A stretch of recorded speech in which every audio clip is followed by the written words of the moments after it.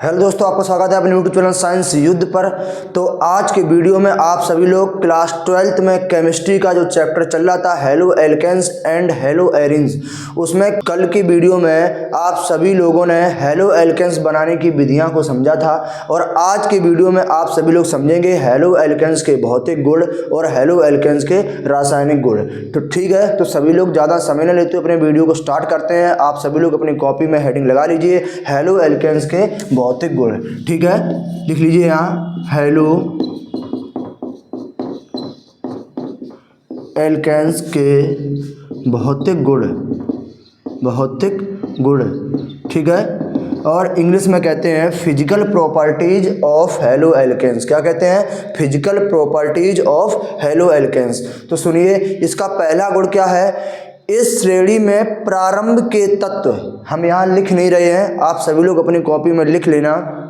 इस श्रेणी में प्रारंभ के तत्व गैसीय अवस्था में होते हैं। पॉइंट नंबर 1 है, इस श्रेणी में प्रारंभ के तत्व गैसीय अवस्था में होते हैं और मध्य के तत्व द्रव अवस्था में होते हैं तथा उच्च श्रेणी के सदस्य तथा उच्च श्रेणी के तत्व ठोस अवस्था में होते हैं। ये पॉइंट नंबर 1 था। ठीक, अब देखिए पॉइंट नंबर 2 इसका क्या है? पॉइंट नंबर जो 2 है इसका, ये यौगिक जल में आविलेय होते हैं किंतु कार्बनिक विलायकों में पूर्ण रूप से विलेय होते हैं। और कार्बनिक विलायक कौन कौन से होते हैं?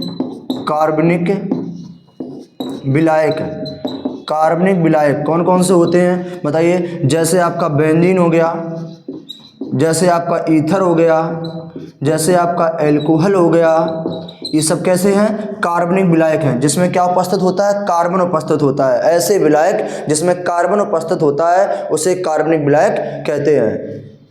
तो ठीक है, ये आपके कार्बनिक विलायक हो गए।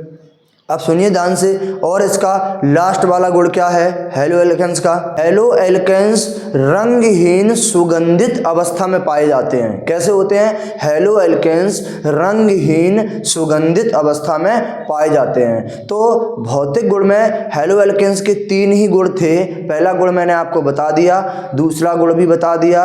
ये बताइए कैसे होते हैं? ये यौगिक जो हैं वो जल में आविलेय हैं और कार्बनिक विलायकों में विलेय होते हैं। और लास्ट वाला गुण भी मैंने आपको बता दिया, ये जो यौगिक होते हैं वो रंगहीन सुगंधित अवस्था में पाए जाते हैं। ठीक है, अब आप लोग अगली हेडिंग लगा लीजिए हेलो एल्केन्स के रासायनिक गुण। ठीक है, तो अगली हेडिंग है हेलो एल्केन्स के रासायनिक गुण।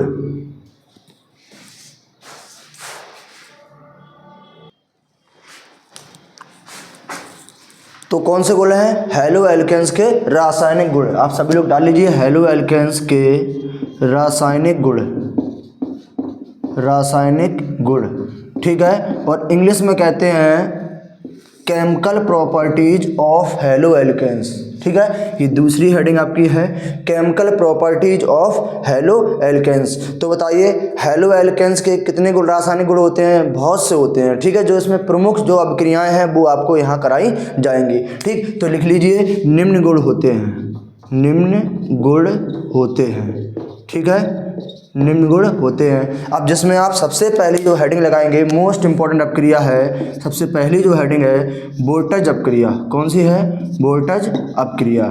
ठीक है, ये आपकी जो है मोस्ट इंपॉर्टेंट अपक्रिया है और यूपी बोर्ड 2026 में आने के इसके चांस भी बहुत हैं। ठीक है, तो डाल लीजिए वोल्टेज अपक्रिया।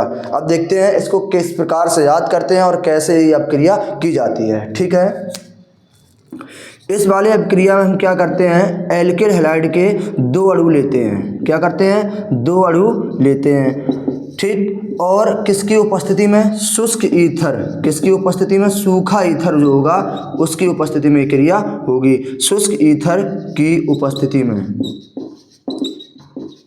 उपस्थिति में। ठीक, देखिए एक R बराबर क्या होता है? ये एल्किल होता है। R बराबर क्या होता है? एल्किल। और X बराबर क्या होता है? हैलाइड होता है। तो क्या हो जाएगा? Alkyl halide. और ये Na का नाम क्या होता है? सोडियम। क्या होता है? सोडियम धातु है ये आपकी। ठीक है, और ये भी आपका क्या है? एल्किल ही हैलाइड है। मैंने इसको उल्टा लिख दिया, देखो ये RX है, RX एल्किल हैलाइड, ये उल्टा है X और R है, ये इसका नाम एल्किल हैलाइड ही है। ठीक है, तो देखिए ध्यान से कैसे क्रिया होगी। एल्किल हैलाइड के 2 अणु हैं और सोडियम धातु से क्रिया करेंगे। तो देखिए ध्यान से, यहाँ X और Na निकल जाएगा। तो X कितने हैं आपके 2, Na कितना है 1 है। तो क्या करना पड़ेगा, यहाँ बैलेंस के लिए हमें 2 का गुणा करना पड़ेगा। ठीक, तो बताइए क्या निकल जाएगा, 2NaX निकल जाएगा। ठीक, क्या निकलेगा यहाँ से 2NaX निकल जाएगा। अब बचा क्या, R और R, बचा आपका R और R। ठीक, ये क्या होता है आपका एल्केन होता है। क्या होता है, एल्केन। तो देखिए ध्यान से, इसको आप किस प्रकार से बताएंगे, और मोस्ट इंपॉर्टेंट अपक्रिया है, आपको बहुत ही अच्छे तरीके से इसको पढ़ना है। ठीक, कैसे बताएंगे, देखिए ध्यान से, एल्किल हैलाइड के 2 अणुओं की, एल्किल हैलाइड के 2 अणुओं की सोडियम धातु से शुष्क ईथर की उपस्थिति में क्रिया कराने पर एल्केन बनता है। इस अपक्रिया को बोटज अपक्रिया कहते हैं। मोस्ट इंपॉर्टेंट है, एक बार पुनः देख लीजिए। एल्किल हैलाइड के 2 अणुओं की सोडियम धातु से शुष्क ईथर की उपस्थिति में क्रिया कराने पर एल्केन बनता है। इस अपक्रिया को बोटज अपक्रिया कहते हैं। ठीक, अब R बराबर आपका क्या होता है, आपको पता है एल्किल ग्रुप होता है जिसमें क्या है CH3 और C2H5 होता है। इसके बाद X बराबर आपको पता है हैलोजन परिवार के तत्व होते हैं, जैसे आपका Cl हो गया और Br हो गया। ठीक, अब R बराबर आपको एग्जाम्पल नंबर 1 में रखना है। ठीक, R बराबर CH3 रखना है और X बराबर Cl रखना। तो देखिए ध्यान से, यहाँ कैसे रखेंगे, तो यह हो जाएगा CH3, X बराबर क्या रखेंगे, Cl रखेंगे। इसके बाद 2NaX, 2Na हो जाएगा, और यहाँ X बराबर क्या है, Cl है, और R बराबर क्या रखा आपने, CH3 है। ठीक, उपस्थिति आपकी शुष्क ईथर की ही रहेगी। बताइए क्या निकलेगा, यहाँ से 2Na और Cl, तो 2NaCl आपका नमक बन के बाहर निकल जाएगा, 2NaCl। इसके बाद क्या बचा, देखिए CH3 बचा और CH3 बचा, तो CH3 बॉन्ड CH3। ठीक, ध्यान से, अब देखो इसको ध्यान से, 2 कार्बन है, 2 कार्बन क्या कहेंगे, एथ कहेंगे। क्या कहेंगे, एथ कहेंगे, और सिंगल बॉन्ड लगा क्या लगा देंगे, ANE, तो क्या हो जाएगा, एथेन। तो देखो इसमें क्या बनना है, एल्केन ही बनना है। ठीक है, ये जो यौगिक है वो एल्केन श्रेणी का है। ठीक है, इसलिए इसमें सिंगल बंद है तो क्या लगाएंगे, ANE। ठीक, तो इसमें भी है मैथ, ये इसका नाम क्या हो जाएगा, देखिए ध्यान से, ये R का नाम एल्किल था, तो यहाँ ये एक कार्बन, तो एक कार्बन को मैथ कहते हैं, और उसमें क्या लगाएंगे, Bl, तो क्या हो जाएगा, मैथिल हो जाएगा, और Cl क्या कहते हैं, क्लोराइड, तो क्या हो जाएगा, मैथिल क्लोराइड हो जाएगा। ठीक, और ये सोडियम धातु तो मैंने यहाँ आपको बताई दी है, और इसका नाम भी क्या हो जाएगा, मैथिल क्लोराइड हो जाएगा। बन क्या रहा है आपका, एथेन बन रहा है। एथेन क्या होता है, एक एल्केन श्रेणी का यौगिक होता है। ठीक है, तो बहुत ही इंपॉर्टेंट अपक्रिया है, और इसका एग्जाम्पल नंबर 2, R बराबर C2H5 और X बराबर Br आपको रखना है। और जब आप अपने नोट्स बना रहे हो तो उसमें आप जगह छोड़ देना, आपको ये काम बाद में करना है। ठीक है, तो ये अपक्रिया मोस्ट इंपॉर्टेंट थी। और अगली अपक्रिया जो है वो आप सभी लोग डाल लीजिए और इसका स्क्रीनशॉट ले लीजिए। अगली अपक्रिया जो है आपकी फ्रिकलैंड अपक्रिया है। ठीक है, तो देखिए इसका स्क्रीनशॉट ले लीजिए, फिर बढ़ते हैं नेक्स्ट अपक्रिया की तरफ।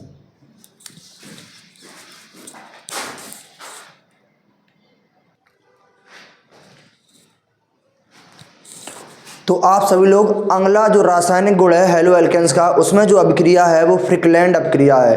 और बोल्टज अपक्रिया फ्रिकलैंड अपक्रिया में ज़्यादा फर्क नहीं है। बोल्टज अपक्रिया में जो था यहाँ सोडियम धातु थी, और फ्रिकलैंड अपक्रिया में यहाँ कौन सी धातु है, जिंक धातु है, बस इतना ही फर्क है। तो यहाँ लिख लीजिए फ्रिकलैंड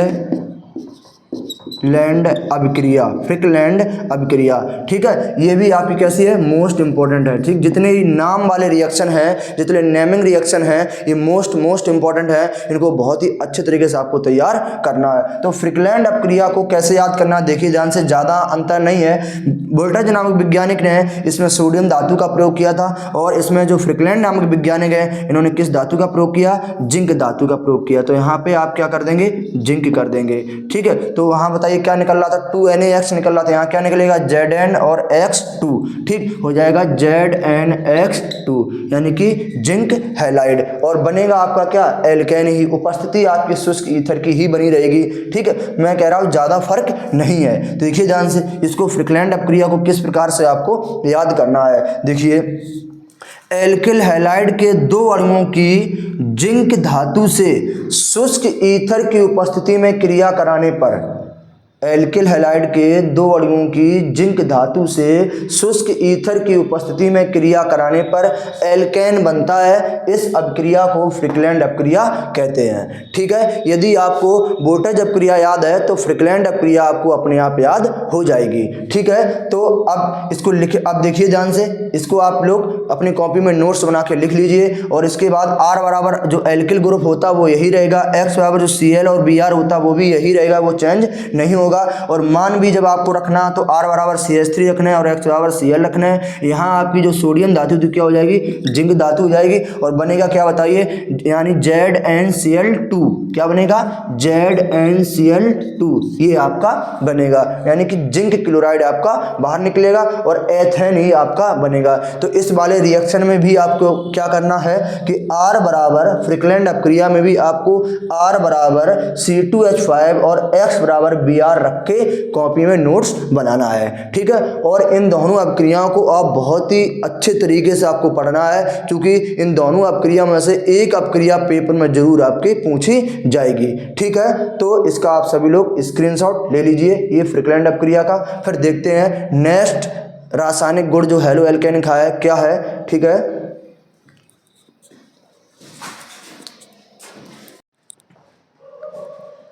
तो अगली हेडिंग आप सभी लोग लगा लीजिए, जैसा कि आपने बोर्ड में लिखा देखा है, फ्रीडील क्रॉफ्ट अभिक्रिया।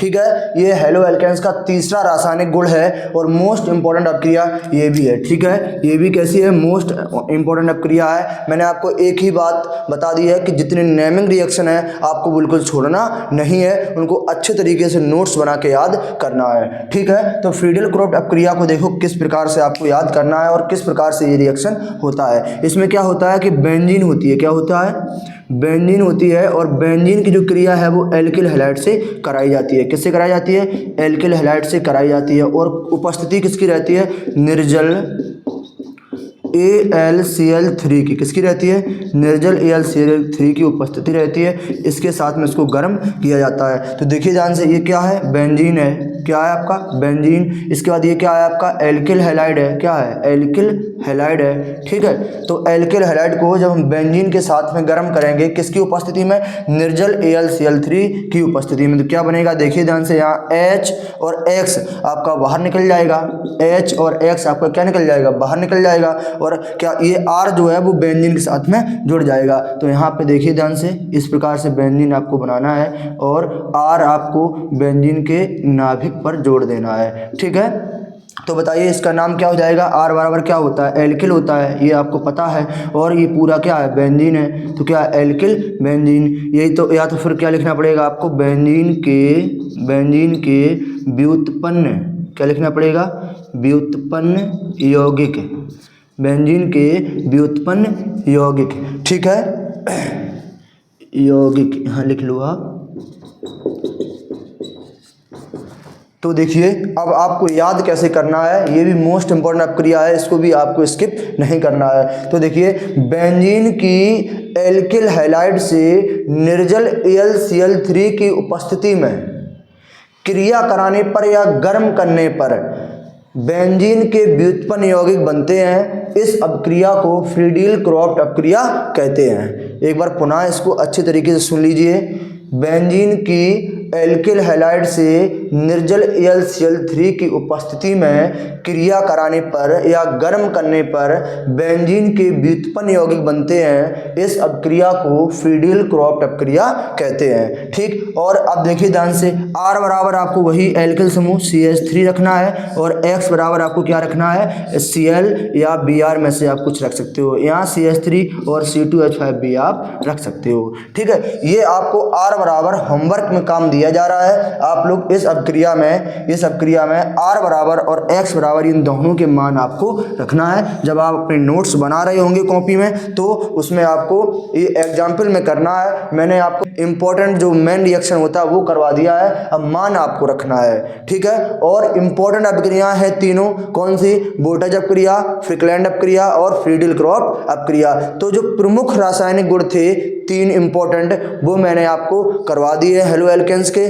और सभी लोग इसका स्क्रीनशॉट ले लीजिए और देखते हैं हेलो एल्केन्स में चौथा जो रासायनिक गुण है अपचयन करने पर। ठीक है, तो एल्किल हैलाइड का किस प्रकार से अपचयन किया जाता है। ठीक है,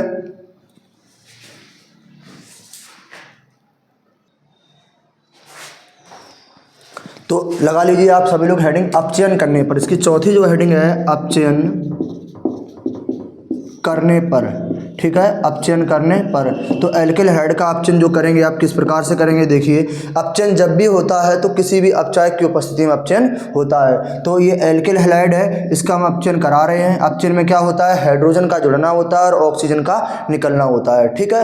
ऑक्सीकरण में ऑक्सीजन का जुड़ना होता है, ठीक है, और हाइड्रोजन का निकलना होता है। बट अपचयन में ठीक विपरीत होता है, अपचयन में हाइड्रोजन का जुड़ना होता है और ऑक्सीजन का निकलना होता है, ठीक। तो सीधी बात ये तो क्लियर हो गया है कि इसमें क्या जुड़ेगा, हाइड्रोजन जुड़ेगा। वो किसकी, किसी भी अपचायक की उपस्थिति में, किसी भी अपचायक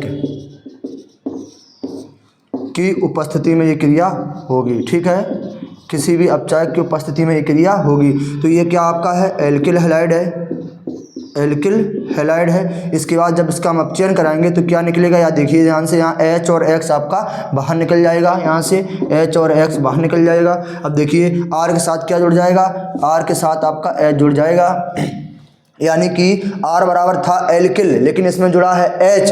तो एल्किल जब ही होता जब एल्केन में से एक H कम कर दो और वो सीरीज किस में चली जाती है, एल्किल में। बट यहाँ H जुड़ रहा है, तो बताइए अब ये क्या बन जाएगा, एल्केन बन जाएगा। क्या बन जाएगा आपका, एल्केन बन जाएगा, ठीक है। तो आप बताइए अपनी कॉपी में इसको कैसे लिखना है आपको, इसको लिखना है एल्किल हैलाइड का किसी अपचायक की उपस्थिति में अपचयन कराने पर एल्केन बनता है, इसी को हम हैलो एल्केन का अपचयन कहते हैं, इसी को हम हैलो एल्केन का अपचयन कहते हैं, ठीक है। अब देखिए ध्यान से, अब इसका R बराबर जो मान है क्या है, वो CH3 आपको रखना है और क्या रखना है, C2H5, ठीक, ये आपको रखना है। और X बराबर आपका वही है Cl और Br, आपको ये रखना है, ठीक। तो देखिए एग्जाम्पल नंबर फर्स्ट इसका मैं करा दे रहा हूँ।